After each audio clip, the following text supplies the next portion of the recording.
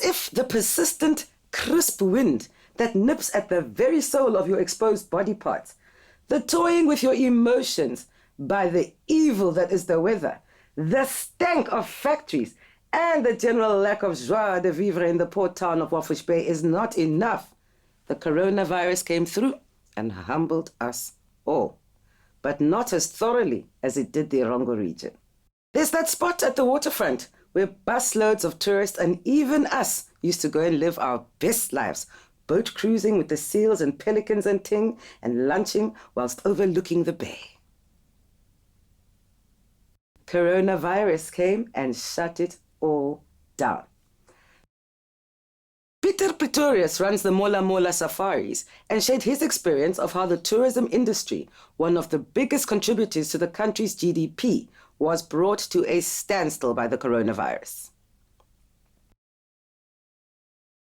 Life before and life after COVID, I guess, is two different things for everyone.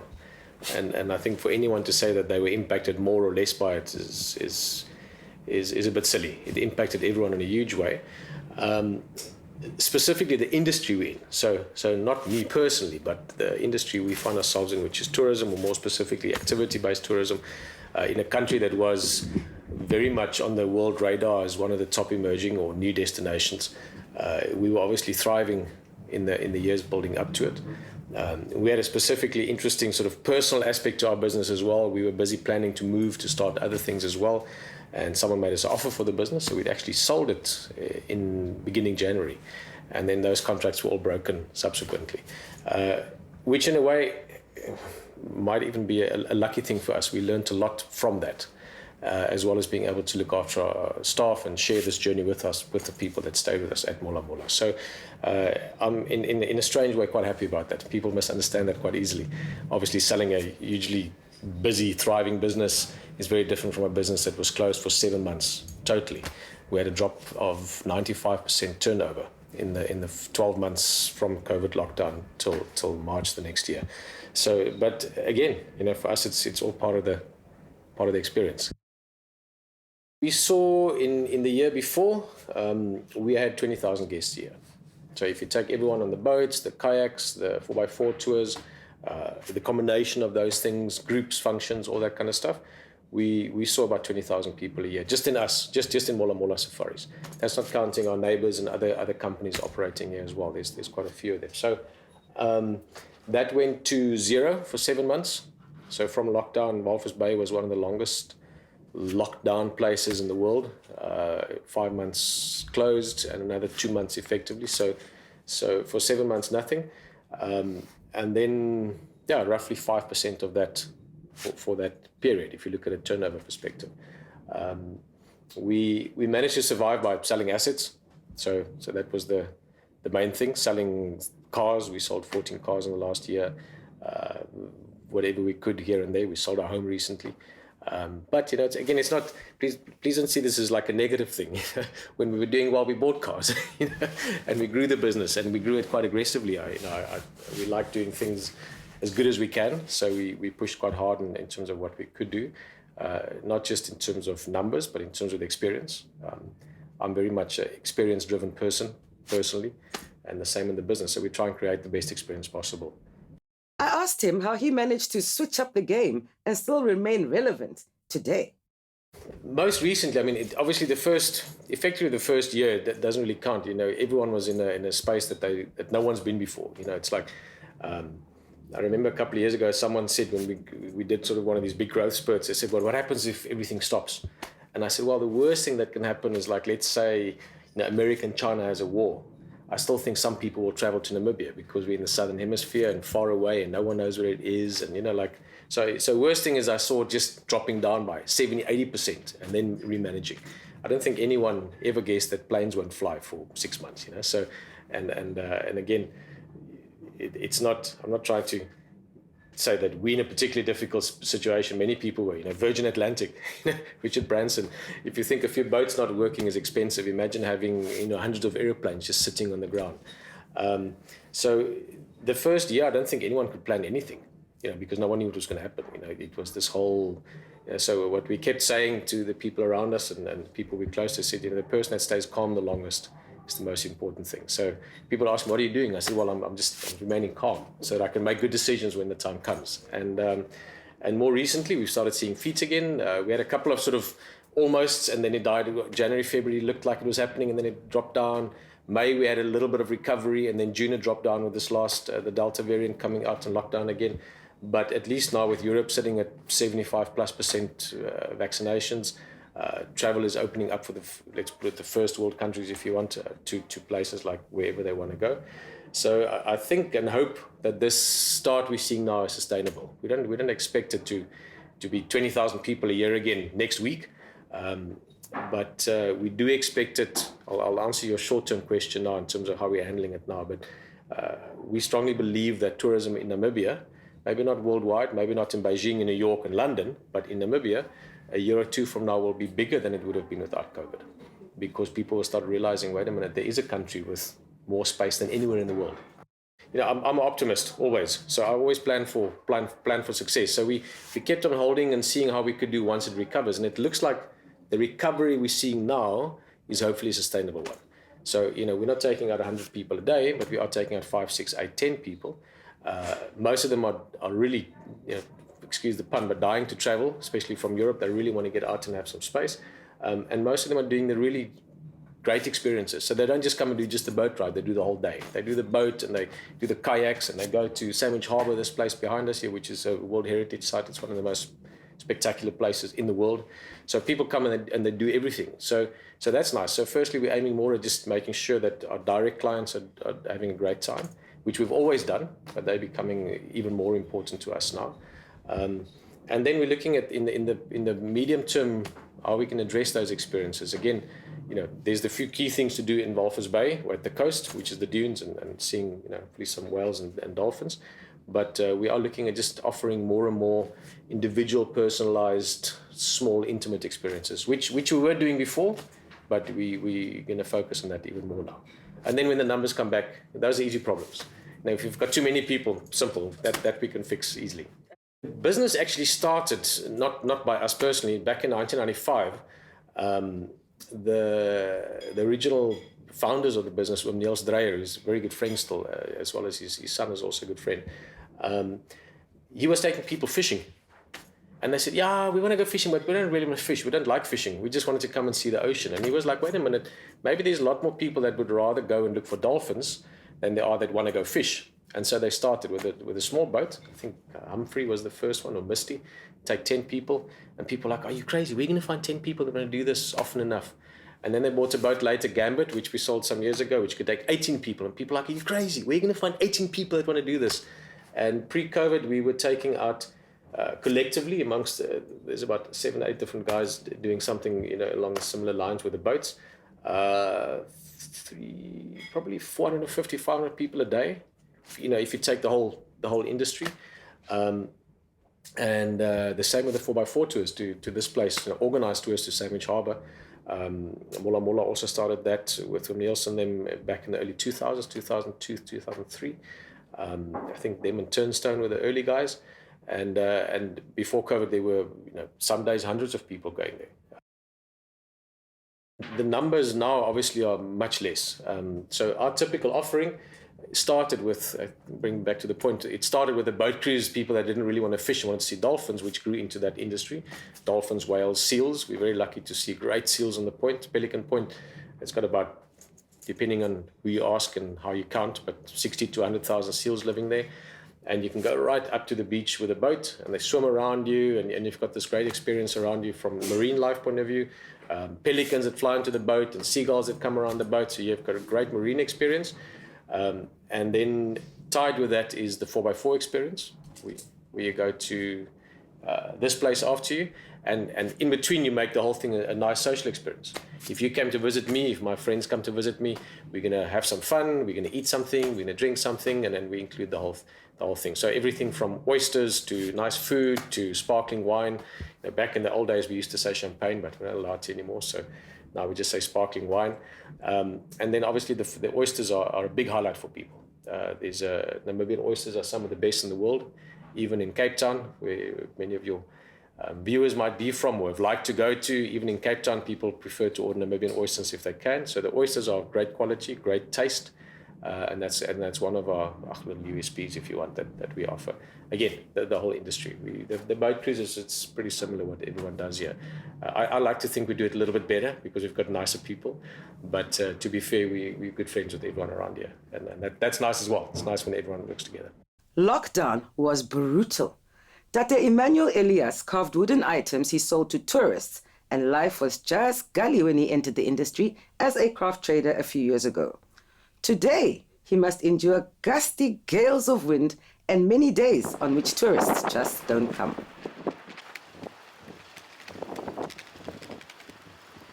Here I starting 2018. This business I make myself. Yeah, I make myself this business.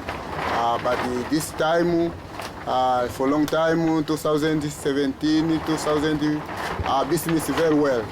But this time for Corona, business nothing. Me artist, starting me artist, 94.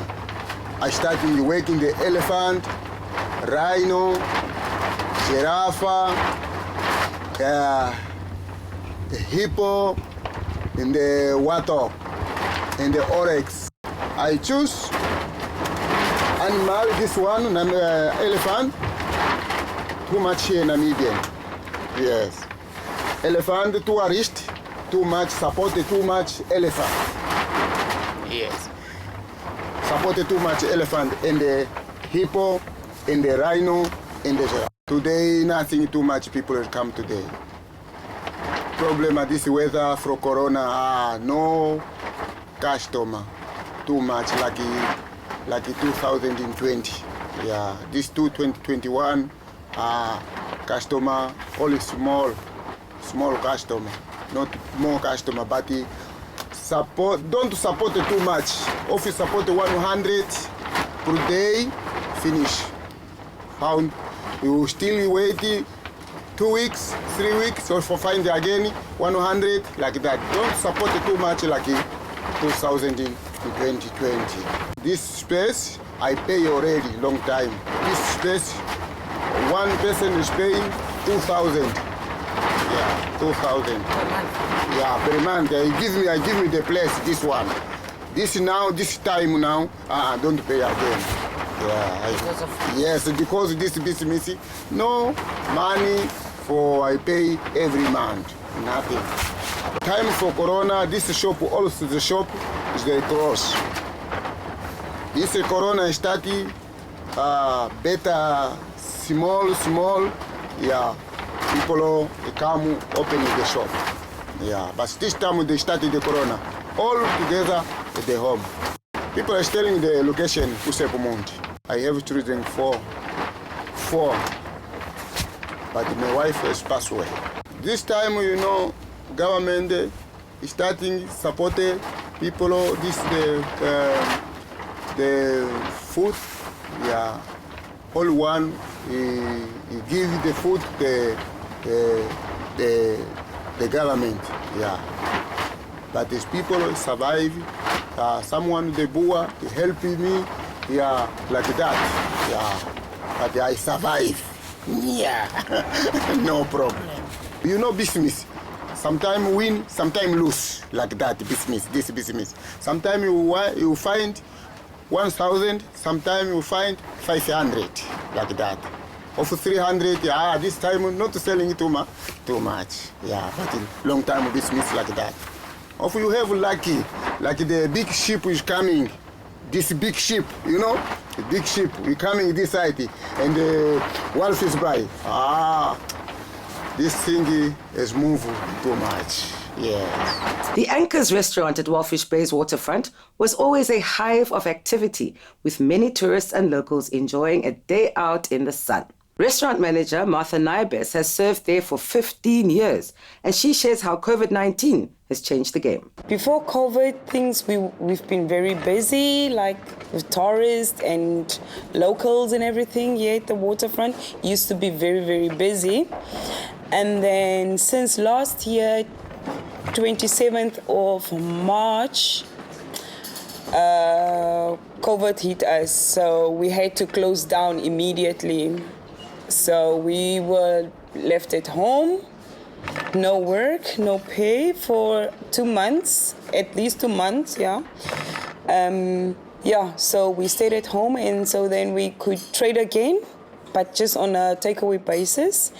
So it was a bit very bleak, and the waterfront was very quiet. Not a lot of movement since the COVID, the restrictions of COVID, and it was a bit hectic for us. Like I said, before COVID, the waterfront used to be one of the most busiest spots where people would like to come on a Saturday, on a weekend, you know. You've got the sea view, you've got everything is here, the yachts and everything. So people used to love coming here. And we had a lot of foreigners and locals as well, with the kids playing around here. We were very full. Like, we were really, really busy. And then since COVID hit us, we couldn't trade like usual. It was a bit scary because at first none of us knew what this whole COVID thing is really about. People had like different things to say about the COVID. It's a joke. It's like, it's not, it's like a man-made disease or something like that. So people had a lot of things to say. And then, like me personally, I was a bit like, you know, you don't know where you stand or what's going to happen. Like tomorrow, will we even see the sun? Will we be able to go outside our houses? So you were like scared, like, is this really happening? And yeah, we just had to, like, for the 2 months, like personally, me and my family, we stayed like indoors, no work, no going to the shops. Like it was really, really, really hectic. And then after the 2 months, when we could trade again and things became a bit easy for us, like we can move around, we can go to the shops, we can, you know, go to the doctor or phone in or something like that. Then, yeah, things started to pick up again. Personally, COVID really taught me a big lesson to be humble. First of all, be humble and to live your life as it's the last day today, because you don't know what's going to happen tomorrow. And from a business perspective, I think that unfortunately in the industry where I am, we in the hospitality industry, and it's a bit very difficult because we live from the customers and from mainly foreigners. And so borders were locked down and foreigners couldn't come in, and we had to survive from our locals. And as you know that our locals don't come out very often. Yeah, they don't come out very often. So yeah, it's just a life lesson, you know. I think that we were locked down too early, because we had, like in Walvis Bay, we had like 1 death, COVID death, and we were locked down like for 6 months. I think it was about the voting and everything, presidency, and yeah, it's all about the politician. I think it's part of the fish rods as well. Like they also like in the whole story of the COVID, and yeah, for the votes. The way forward, I think all of us should get vaccinated.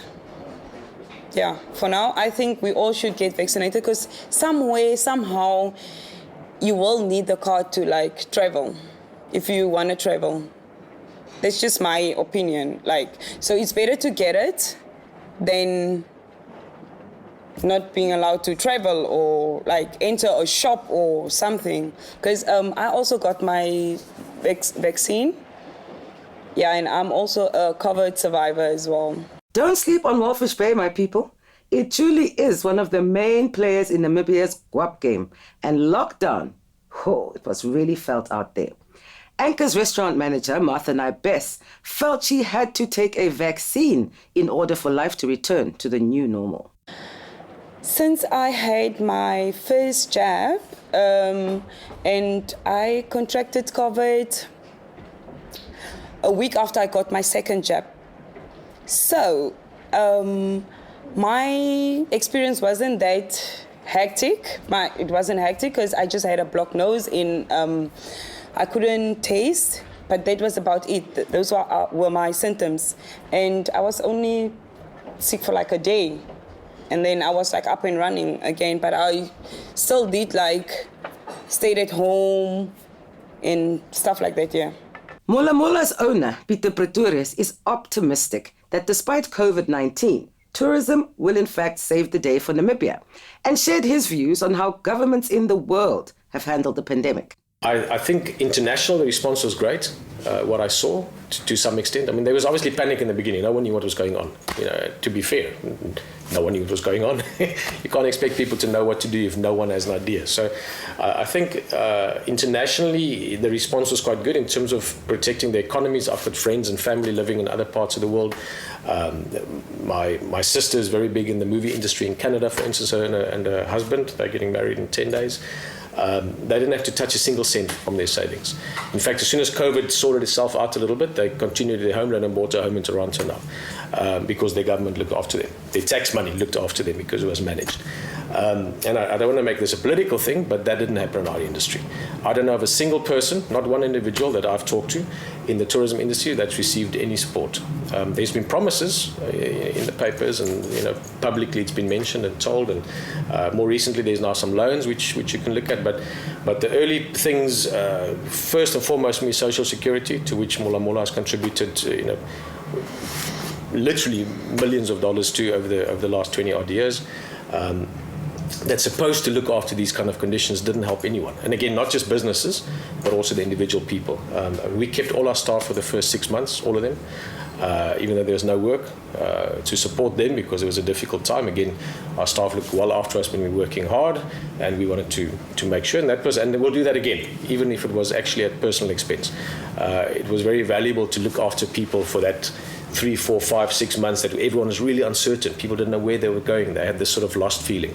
Eventually, we had to retrench some staff, but the first 6 months we looked after everyone. Government promised support for that. That didn't even come. So never mind sort of first world support systems where businesses were carried through this. The basic support that we contributed money towards has not been shown or seen.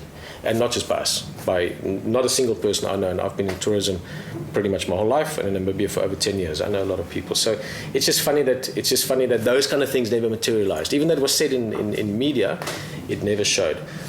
Coming back to the international response, I think in many ways it was hugely exciting going forward to see how the world cooperated. I think that was quite nice. My wife's a scientist from background, my partner in the business as well, but she's a geneticist. She's got a PhD from UCT, so she's got a pretty good idea of how this all fits together. And from a science point of view, again, it was amazing to see the whole world combining and working towards a common goal. And I think that was exciting. I think there were lessons learned from that will prove beneficial in other areas as well, in tourism, in how people relate to each other, in how all those kind of things tie together down the line. So international, I think it was great. Locally as well. I mean, to be fair, I'm sure our government were also trying to do the best they could. I wish I could say that more convincingly, because I don't always really believe that, and nor do most of the people on the street these days. 4 or 5 years ago, maybe, but more recently, the money that was supposed to support businesses, individuals, people that are struggling for food, that was there. I know how much we paid over the last years in various forms of taxes and all the other businesses from my industry. So that for me was a bit of a disappointment. I think there should have been more support. And maybe they are still coming. I know they're looking at some potential tax reliefs and things now, which we'll see.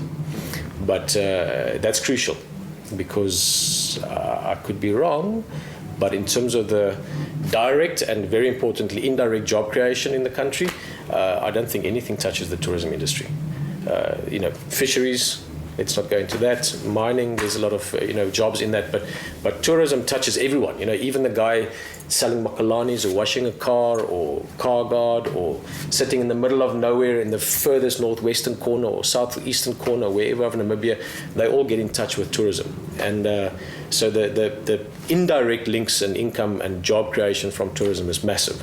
So I really do think, and I've been talking to whoever I can. I've got some good friends of mine in government as well that I'm helping to give some feedback, like we're having now, with us as a small case study almost, but also to say that listen, people really must think about this. The only long-term sustainable resource that we have is tourism. Our fish will run out. It's busy running out in the world. Give it another 5 or 6 years, fish will be probably no more.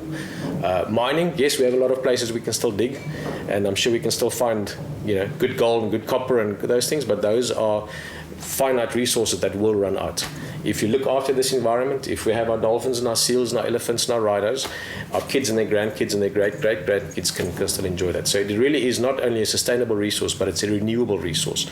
And the machine that makes that viable for private businesses, for individual people, and ultimately for the government in taxes is tourism. So I do hope that the value in that is really being looked after, because it's important to me and you, but it's as important, if not more important, to many people out there that make a basic living, and without tourism they won't be able to do that.